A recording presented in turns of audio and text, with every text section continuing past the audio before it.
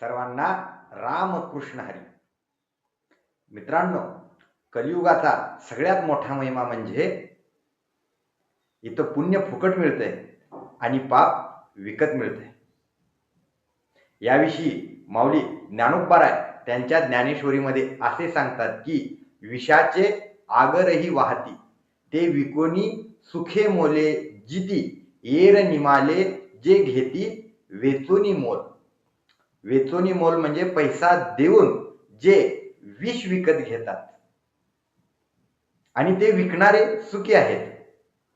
आपण पैसे विकून मद्य विकत घेताना कित्येकांना पाहतो आणि जे लोक मद्य विक्रीचा व्यवसाय करतात ते सुखाने जगतात, परंतु जे लोक पैसे देऊन मद्य घेतात ते मात्र पैसे देऊन आपला मृत्यूच विकत घेतात.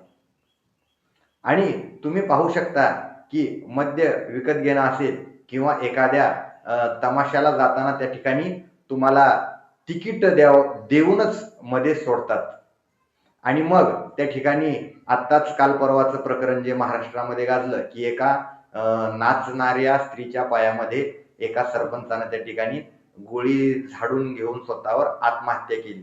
तर त्यानं त्या ठिकाणी आपलं स्वतःचं इस्टेट त्या स्त्रीच्या नावानं केली होती आणि एवढं करून देखील ती त्याला सारखं छळत होती आणि शेवटी त्याला त्याच्यातून आपला जीव गमवावा लागला. त्याच्यामुळं या ठिकाणी पापच त्याच्या पदरात पडलं, पुण्याचा तर कुठं संबंधच आला नाही. आणि तुम्ही बघू शकता की एखाद्या कीर्तनाला किंवा एखाद्या प्रवचनाला तुम्ही गेलात तर त्या ठिकाणी तुम्हाला तिकीट असतं का? नाही. म्हणजे या ठिकाणी पुण्य मात्र तुम्हाला फुकटात मिळतं आणि पाप मात्र तुम्हाला विकत घ्यावं लागतं.